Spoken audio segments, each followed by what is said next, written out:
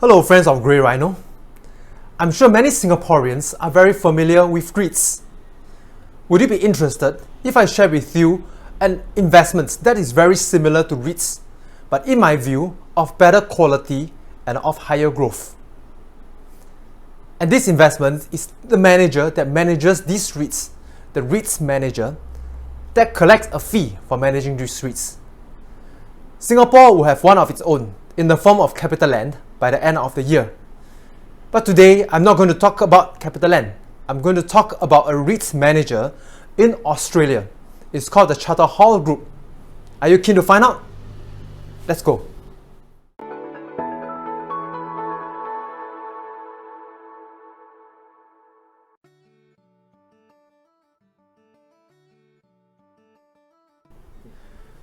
The Charter Hall Group. Today, I'll be sharing with you, firstly, the business overview to help you understand the business of Charter Hall Group.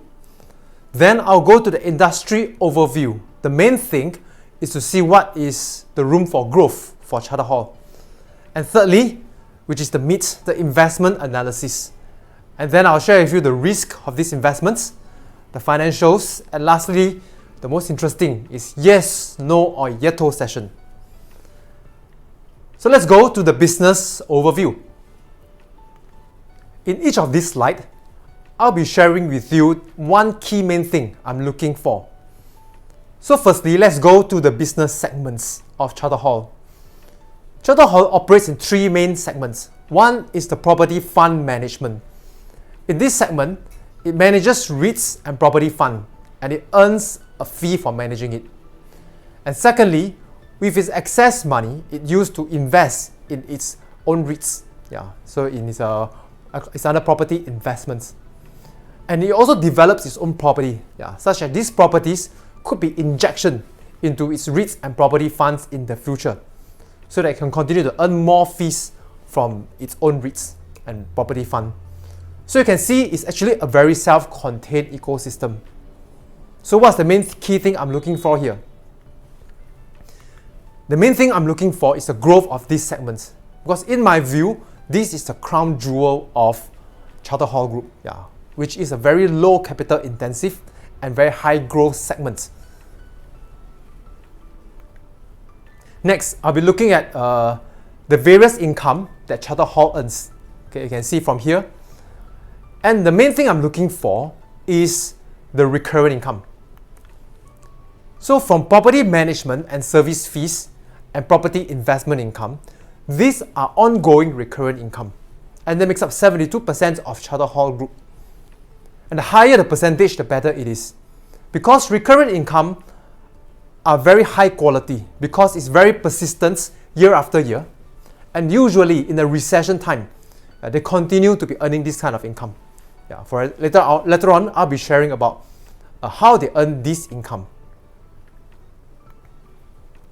And as you see, for Charter Hall Group, for the last 5 years, it's been growing at about 25% per year, for its fund under management. So this is a very fast rate of growth. And we think this rate of growth will continue into the future, which later on I'll share with you. Next, we are looking at the property sectors of the property funds and REITs that Charter Hall is managing. And the key thing we are looking for here is diversification. And especially, we would love to have a larger portion in the REITs and properties that are of the tomorrow kind of properties. And in this case, I'll say I would like it to have a larger portion of industrial and logistics. I'll say it's not, at the moment, it's not a huge portion, making about 30%. But I think it's good enough to have a good diversification, as you can see in here. Okay, so that rounds up the business of Charter Hall Group, hoping to give you a good idea of what is the business of Charter Hall. Next, I'd like to be sharing about the industry and competition overview, because this will give you a view of how fast Charter Hall could be growing. This blue circle here represents the Australian property or commercial real estate markets. Currently, it is about 1.2 trillion. And for Charter Hall, its fund under management is currently about 52 billion. So it takes up about 4% of the total Australian commercial real estate market. And this means that it has probably sized to grow, because it can be acquiring more properties over time, developing new properties, and increase its fund under management. And for Charter Hall, it has two main sources of future growth. Firstly, is its ability to develop and acquire commercial real estates so as to grow its fund under management. And this is a fast growth part about Charter Hall, and it's growing about 23% per year for the last 5 years. And as I say, with its excess profit every year, after giving out dividends, the rest of it reinvests into its REITs and property funds. And hence, it has a share in the REITs and property fund that it's managing. And this part is growing for the last 5 years about 9% annually.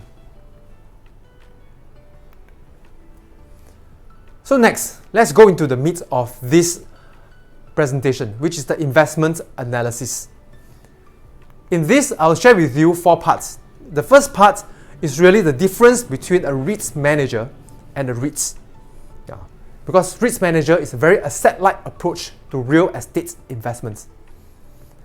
And next, I will share with you about the stickiness of the assets, the stickiness of the fund manager, and the stability of the management fee. In short, there are 2 things you'll be looking for. I call it M&M, markets and moats. Markets means its ability to grow. How fast can it be growing? The moats is its competitive advantage. That means what it has. Can it be protecting it? Can it be keeping it? Because if it acquires and it loses, it's like a pail. They have water flowing in and water flowing out. And you don't want that. You want to have a pail that have only gushes of water coming in. And hence, it can be really filling up. And this pail of water is the pail of profits. Okay, I'll share with you just now the slide I shared with you again. Okay, so you look at it. This part, which is fund under management business, you can see that it's growing at 23% per year. And for the second part, this is similar to a REITs investments. Okay, basically it plow some of its profit that it make in the year, buy more units of its property funds and REITs, and that will give it property rental income from its REITs. You can see that the first part is growing at 23% per year, and that's a fast rate of growth. Second one is only 9%, which means this will also translate to over time the superiority of investing in a REITs manager versus investing in a REITs. The rate of growth is likely going to be much faster. What is the reason of that? Okay, the first reason is because a REITs manager is a very asset-like business model. Because for it to be managing more properties, it doesn't need to inject money. Right? It's using other people's money. To be growing its REITs, developing properties and selling it into its REITs or property fund. And hence, because it doesn't need new money to be growing the business, it can be growing very fast. So long as it's got the right expertise, the right reputation, and of course, the right management to be growing its business, it can probably continue to grow at this rate of 23% per year going forward. However, for REITs, like on the right side of it, it can't be growing as fast because we call it a capital-intensive business. Like for example, if you want to grow your rental income, you already have one property and you want to grow your rental income, what can you do? Right, because unless you can raise your rental rates, which you can't raise it very much anyway, because the tenant may go away, but you can raise it progressively over time. But to grow it fast, what you need to do is acquire more property. But to acquire more property, you need to sink in your own money. So if you don't have money, you can't be growing this part of the business. And that's usually the drawback of REITs, that it can't be growing its business in this organically. It can only grow by largely the increase of rental rates over time. And that will hinder the rate of growth of REITs. So I'll say that for REITs, probably over time, most REITs can probably grow at about high single-digit kind of growth rates.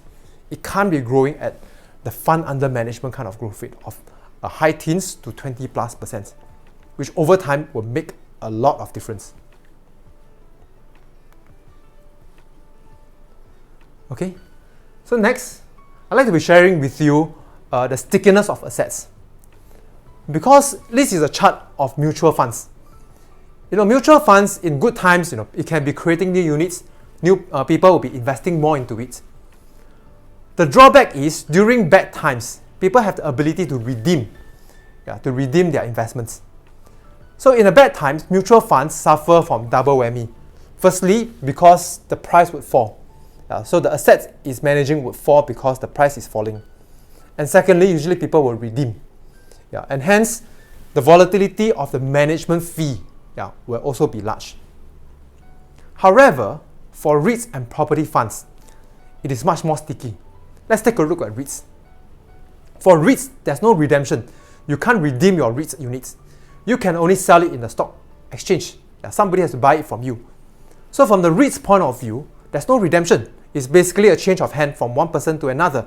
It is still have the same number of units without a decline. And that is very beneficial. And for its property funds, you usually have a lock-in period of 5 years. So people can't redeem as and when they wish. They can only redeem at specific period. Of course, this will also stem its fund outflow because of this very specific period of redemption. So in this case, I would say for the case of Charter Hall, its assets under management, it will be much more sticky than that of a normal mutual fund manager. So for the second part, as I shared about, because for its property fund, people can still have the ability to redeem it every 5 years, which means we have to look into the performance of the property funds that Charter Hall is managing. And as you see here, the grey bar represents the benchmark, and the coloured bar represents the fund that Charter Hall is managing. And look, if through all its funds, as you can see here, fortunately, it has been outperforming the markets. Okay, so this is for the wholesale funds, and the next one is for the direct funds. So all of it has been outperforming the benchmark. What does it mean? It means that when the 5 years is up, there's a very good chance that the investors will continue to roll over to be investing, and hence there will be no fund outflow. And that's very important because the management fee is earned based on the assets under management. And let's look at the stickiness of fund managers. Okay, for REITs, you need to have a 50% majority votes to change your fund manager. So it's not easy. Of course, for its property fund, they are impossible to change the fund manager because those are their own funds. So I'll say that the fund managers are sticky. And hence, it's likely that Charter Hall can continue to be the one that's managing their own funds and REITs. So this one I've shared earlier also, the stickiness of management fee. So it's a very, very high quality form of income. Because as you can see here, okay, the management fee is based on the fund's gross asset value. So that means it's a percentage of the asset under management. And for a lot of this property fund and REITs, how they value the net asset value is not based on the quoted price, like in a stock exchange, which can fluctuate greatly based on people's emotion. For property fund, it is usually based on a professional appraiser, based on the cash flow, and then they will then determine the value of that property. And I've experienced from the past, usually the net asset value tend to be a lot more stable, because it's not subjected to the whims and fancy of investors' emotion. And hence, because the NAV is not volatile, and hence the management fee will also be much less volatile. And that again is a big plus. Okay, next I'd like to share with you about the risk, because no investment is without risk. And I identify 3 big risks that Charter Hall may face. First risk is its property segment going obsolete. Okay, so this one the area I'm concerned are probably in the retail area and in the office area. Because retail is largely may be, I would say, disrupted by e-commerce, and office, is probably disrupted by this COVID. After COVID, will there be more stay-at-home working? Probably, and hence will there be a reduced usage for office? At this moment, it is still unclear. So I rate that as probably a moderate probability and a high impact. Fortunately, for Charter Hall's REIT and property fund, it's got a very long WALE. WALE stands for weighted average lease expiry, from about 7 to about 16 years, which means that there's lock-in period. The tenant can't just stop their lease as and when they want. Which means it gives us time to be observing whether how disrupted will the retail and the office segment be. If it is, then it gives us probably sufficient time to be divesting our stake in Charter Hall. Secondly, economic crisis. And for REITs, I think the worst economic crises are usually the credit-led kind of economic crisis, like what we faced in 2007 to 2009, where banks are not willing to be lending out. Because REITs and property funds are usually highly leveraged, and they need to roll over their loans. And if banks are not willing to roll over their loans, they could be in big trouble because the fund could flow if it cannot be rolling over its loan. So in this risk, I would say similarly is a medium probability and high impact. And in this risk, I think we need to manage it through asset allocation. That means not all our assets are in stocks, because when a crisis happens, stocks will all face a similar risk. Okay, so we need to have a diversification of assets through asset allocation. And the third risk, which I say is probably a low probability, a medium impact, which is the poor performance of its funds, leading to a large redemption of its wholesale and direct funds. Because remember, every 5 years, the investors has a chance to redeem. Fortunately, as we see just now, it has got very good performance in the past. Hence, I say the probability at this moment is low. Lastly, I'll quickly go through the financials. So let's go to the financials now. I'll quickly take you through the financials. Firstly, for growth, most of it meets the expectation, except the return on equities and return on tangible assets. Am I worried? I'm personally not worried. Why? Because the reason of this is because of its property investment segments. Where at the start, its fund management business is still a smaller proportion. But over time, as the fund management segment grows, that will bring up the return on equities and return on tangible assets. Because those are very low capital intensive business. So I believe in a few years' time, these two metrics will be able to meet our expectation. Secondly, on profitability, as you can see, it outbeats our expectation by a large amount. Okay, and in cash flow wise, also no problem meeting our requirements. Same for financial health. And valuation, we put it as we will invest in it usually at less than 3 times price earnings growth ratio. And based on the forward earnings of Charter Hall Group, currently the PEG ratio is 1.6, also meeting our requirements. So now we are going to the most exciting segments of this presentation, and that's the yes, no, yeto segment. To see whether Charter Hall will be in our portfolio, out of the portfolio, or in the watch list. But before sharing that with you, I'd like to be sharing with you what I've shared so far are in fact able to be accomplished by people who are well trained and who's willing to put in some work in the research. And because I do realize that there are people who really need this knowledge because they want to be investing on their own and invest well. As such, in last year, I came out with my own online investment class to be teaching people how to be investing well through a very fundamental value investing approach that is suitable for this era of disruption. And so far, we've been running many courses in the last 1 year plus. And for people who are keen to be equipping themselves with the ability to invest well on their own, you can click on the link below. It will lead you to our websites, and you can see there's a part you can sign up for a course. Yeah, you can read out more for yourself.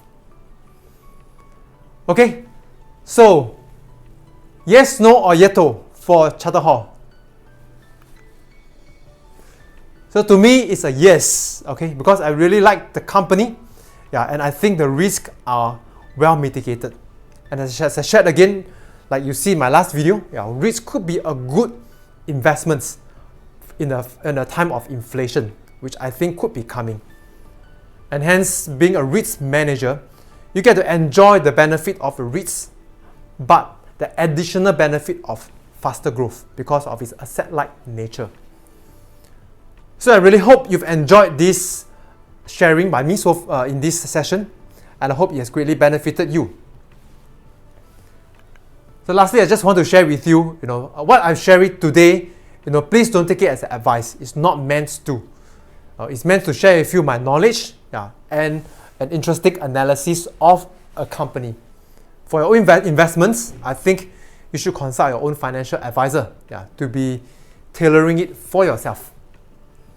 So with this, I will say bye-bye for now, and I will see you in the next video. Take care.